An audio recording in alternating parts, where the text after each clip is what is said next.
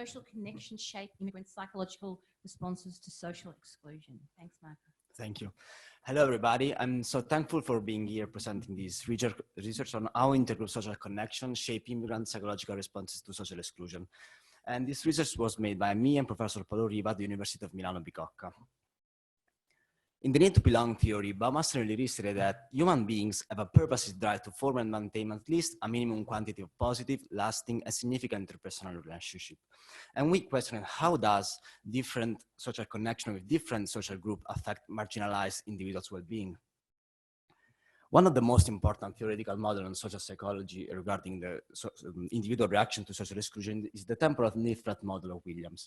In this model, at first, individuals realize to be ostracized, and immediately they feel pain and negative effect, because ostracism is a threat to four fundamental human beings that are need to have sense of belonging, they need to have a high self-esteem, to control the environment, and to be recognized by others as meaningfully existing.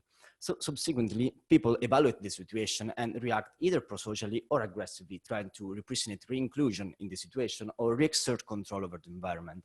And crucially, in the end, if they fail in representing their needs, they will enter the resignation stage that is characterized by a feeling of alienation, depression, helplessness, and unworthiness.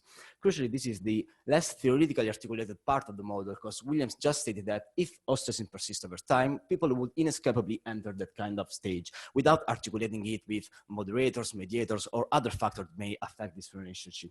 And it is also the less empirically tested one, because it's very challenging both to define how is persistent social exclusion, to measure it, and also to observe the long-term effect of social exclusion.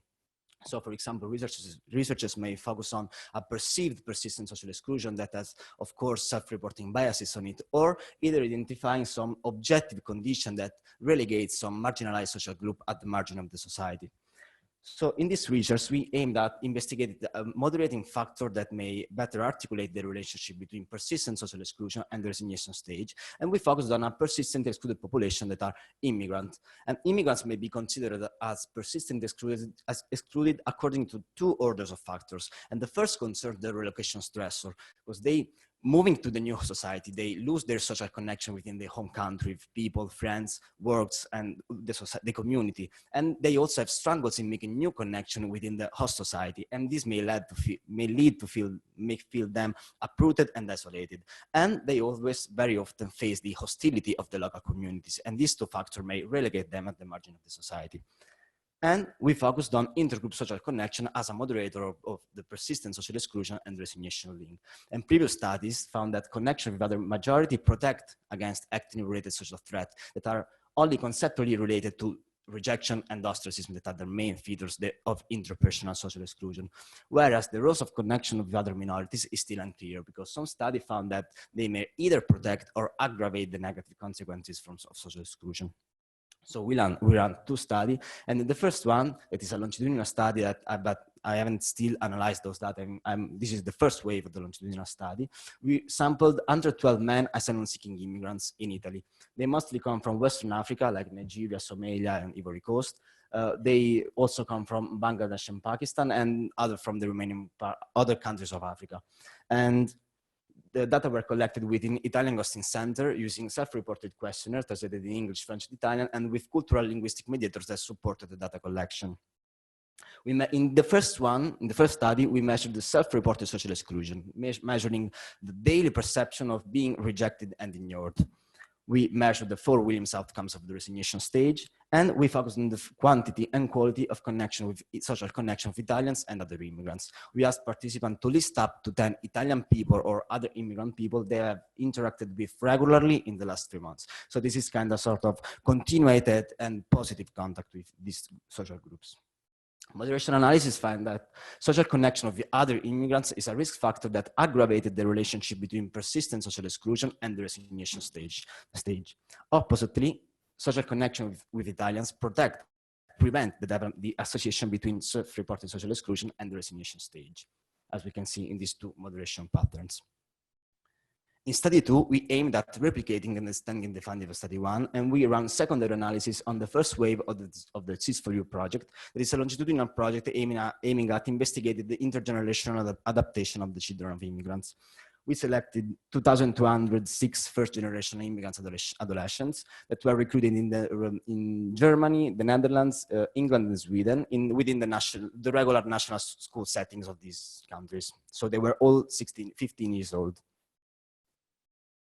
Here we measure an objective index of social exclusion. We used an objective index of social exclusion, that is the peer-reported social exclusion index, that was computed according to a nomination procedures. So this index reflected how many times each participant was nominated by the classmates as someone they will not sit by. So it's a peer-reported index of social exclusion. We measured that, we averaged together 2 items measuring depression and unworthiness for the resignation stage, and we added a concurrent outcome that was life satisfaction measured with a single items. And we focused on the frequency of connection with native people and people with an immigrant background in school and in the neighborhood.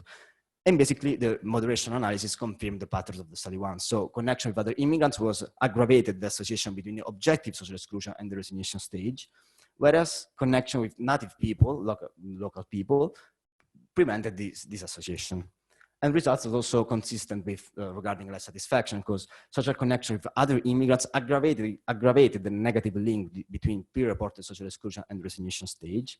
And similarly, even if at a non-significant level, social connection with native people lowered the negative social connection, the negative association between objective social exclusion and the index of resignation stage. So as a general discussion, in this work, we are providing existing evidence of empirical evidence of the association between persistent social exclusion and the resignation stage, and also some moderator articulating this model. And in this particular case is that social connection for marginalized individuals is not always a benefit, and to whom belonging matters. And hypothesizing which kind of mechanism may explain this, it could be, for example, group identification, because previous studies found that identification with a derogated social groups aggravated the negative consequences of perceived social threat, or to group status, because being connected with those status group like other immigrants may enhance immigrants' sense of isolation and segregation, whereas being connected with high status group like the whole majority may boost their sense of acceptance and self-esteem.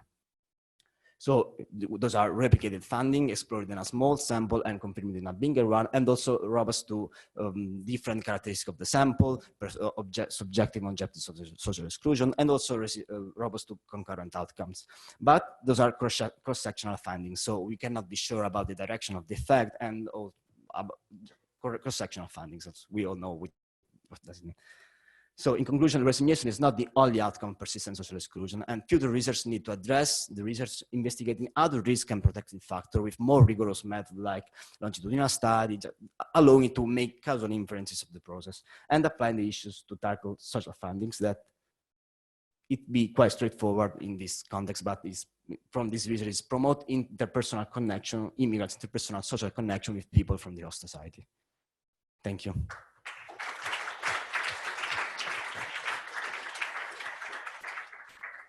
Thanks, Marco. We have time for one question. Yeah, question.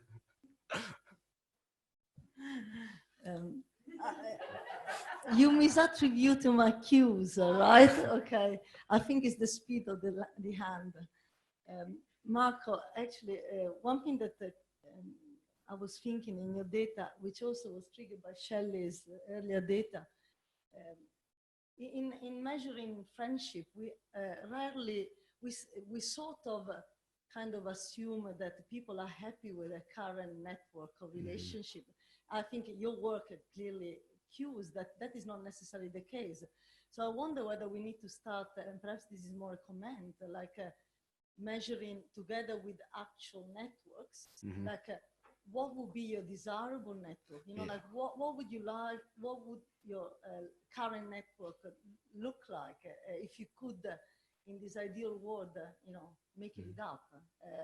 Because I think lots of those findings to me map onto some dissatisfaction, right, in that acculturation process.